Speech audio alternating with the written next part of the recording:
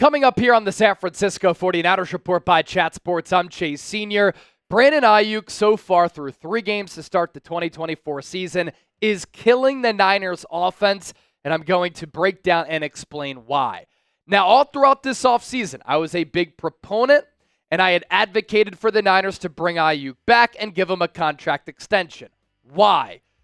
He's been in the league for 4 years. Prior to this year, he's gotten better every single year that he's been in the National Football League. He is a complete wide receiver who is a boundary X and has a complete route tree. And he can beat you in a variety of ways because he has some of the best footwork and route running skills in the NFL at the wide receiver position. Last year, he really emerged as a vertical threat for Brock Purdy, and over the last year and a half, he's been a great weapon for your young franchise quarterback in Brock Purdy.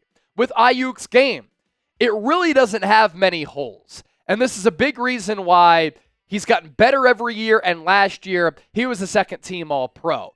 But especially given the Niners' struggles in the Super Bowl, where Deebo Samuel struggled to beat press man, I think the Niners saw that and said, we need a traditional outside wide receiver. Aiyuk is that guy, and that's why they placed an importance on bringing him back. And Aiyuk, with that complete route tree, with the footwork and the route running, he can beat man. He can beat press. He can beat zone.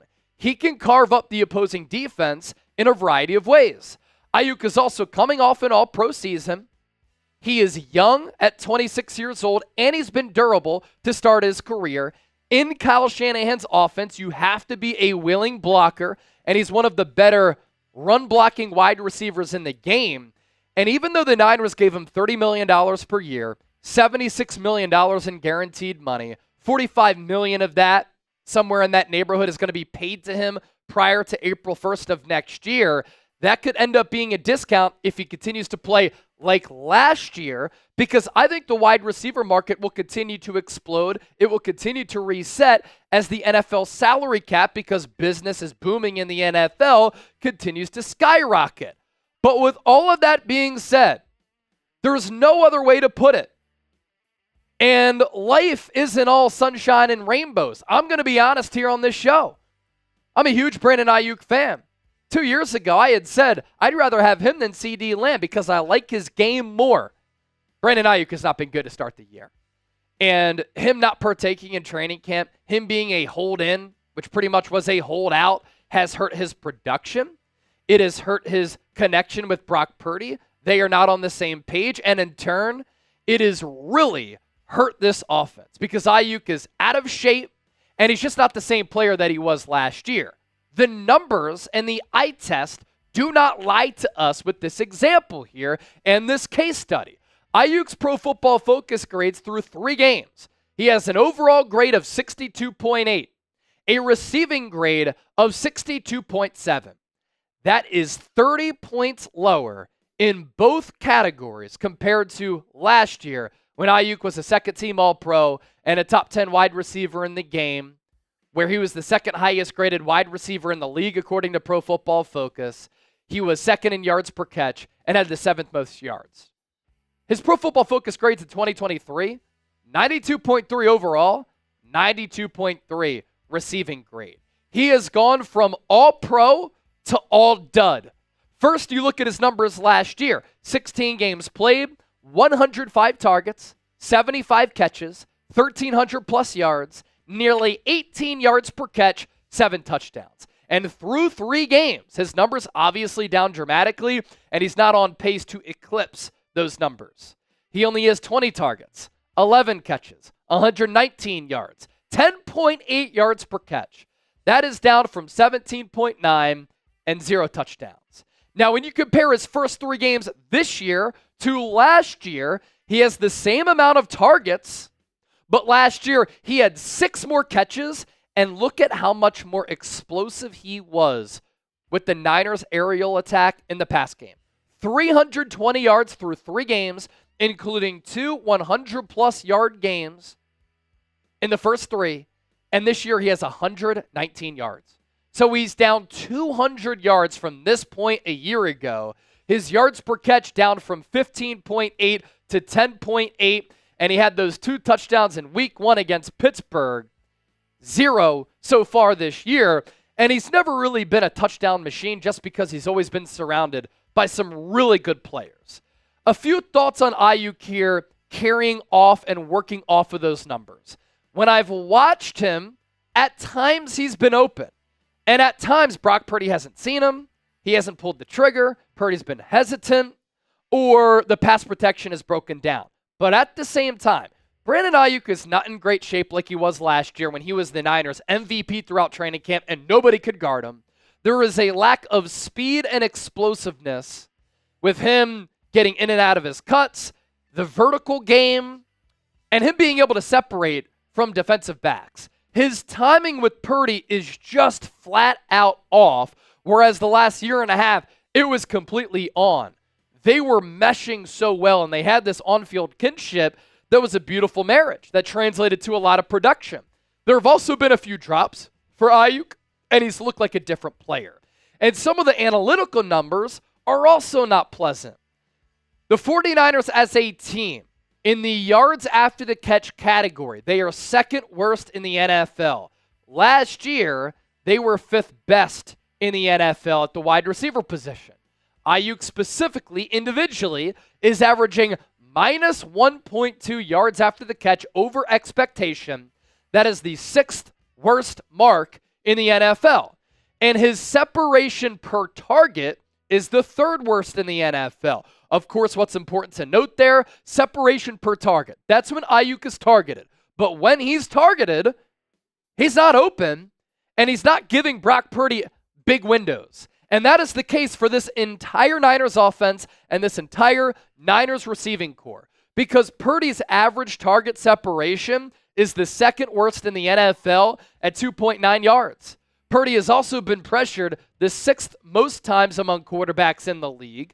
And Purdy and Aiyuk just don't have that same connection working like they did over the last year and a half. And a good example of that was what happened in the fourth quarter against the Los Angeles Rams on Sunday. And it's a play that we've talked about here on the show where there was a breakdown in coverage for the Los Angeles Rams. And late in the game, this could have won the game for San Francisco, where you see Brock Purdy dropping back here, and there is a blown coverage in the secondary for Los Angeles, and this is Brandon Aiyuk right here. He's wide open. And there really isn't a safety near him that's going to come over to make the play. He is already blown by the defensive back here, and it looks as though Purdy, at the 40-yard line, just shy of that Rams logo, is looking right at Brandon Aiyuk. And I'm surprised that Purdy didn't pull the trigger here, but Kyle Shanahan yesterday did explain why. So Purdy, from his point of view, Aiyuk was supposed to run a curl route, meaning he just stopped his route somewhere in this neighborhood. But Aiyuk saw that the coverage broke down, so he kept running. And Purdy wasn't sure what the coverage was, which is why he didn't throw this ball. But if they had all training camp to work together with one another, I think that Purdy may have thrown this football because he would have had more trust in Brandon Aiyuk. And I've said this a couple of times. Just like how Nick Bosa had that extended holdout last year and didn't sign until the Wednesday before the season opener, he was getting to the quarterback as far as pressures and quarterback hits, but he was not sacking the quarterback. And his play was just a shade off, just a tick off. And that's the difference between practicing all summer, playing in the preseason, getting acclimated with the physicality of the NFL game, the timing and the speed of the NFL game, actually pass rushing the quarterback in a real live game, and not. And the same can be said for Brandon Aiyuk. He didn't practice all summer. So him and Purdy, while they've had a great 1-2 punch the last year and a half, they didn't work on that all throughout the summer. Purdy was throwing to other people. And what's crazy is that the Niners are 1-2 right now, and the defense has been putrid, the special teams has been pathetic, and this Niners team, to start the year, their record makes the squad look bad. It's actually unfortunate, because the Niners are 1-2 despite Brock Purdy playing some really, really good football. And he did some bad things against Minnesota for sure, but he also did some great things. And in this 3-game sample size to start the year, Purdy's been one of the top and most efficient quarterbacks in the league. He has a QBR of 74.1. That's fourth in the NFL. His completion percentage is 72.5. That's 7th in the NFL. When you're completing more than 72% of your passes, you're humming. He's thrown for the second most passing yards in the league. His completion percentage over expected is 9.8%. That is first by nearly double, meaning he's completing passes that aren't supposed to be completed, and he's having to fit those balls into really tight windows. His yards per attempt, last year he led the league. This year, 8.9, he's second. His air yards per attempt, 9.5, he's third. He's tied for 7th in passing touchdowns with 4, as all quarterback play across the league has really been bad, and teams are really struggling because of that partially to finish in the red zone. And then his off-target percentage, meaning his inaccuracy pretty much, is 8.4%. That's the 3rd lowest mark in the NFL. With Aiyuk, as we circle back to him, is there hope that he can get it together, that he can play better, that him and Brock Purdy can get on the same page? Yes. Aiyuk can turn it around as he gets in shape, as he gets on the same wavelength as Brock Purdy. He's too good of a player to struggle this much for the rest of the year, and I think that Brock Purdy's too good of a quarterback, and their connection has been too dynamite for them to not get on the same page. And in week 3, we did see some glimpses of hope in the analytical department for Brandon Aiyuk. The top separation win rates among all wide receivers in all games this year, Brandon Aiyuk is actually number 1. And that came against the Los Angeles Rams, 46.9%, which means he had the top separation win rate against the Rams in any game this year among all wide receivers. Nico Collins in week 1, Mike Evans in week 2, Jamison Williams week 1 as he went off against the Lions and then against the Rams, and then CD Lamb in week 1. So that gives you a sliver of hope that Aiyuk is starting to turn the corner, that he's starting to get into better shape, and hopefully with that comes better production. But so far through 3 games, because Aiyuk has not been the same player, and because the Niners have been banged up, and because their defense and special teams have been bottom units in the NFL, Aiyuk's killing this offense right now. Because if he were playing up to his all-pro caliber level from last year, I do think this Niners offense would be even better, and they're second in EPA through 3 games going into week 4. So what do you think? Will Aiyuk turn it around? I for improve.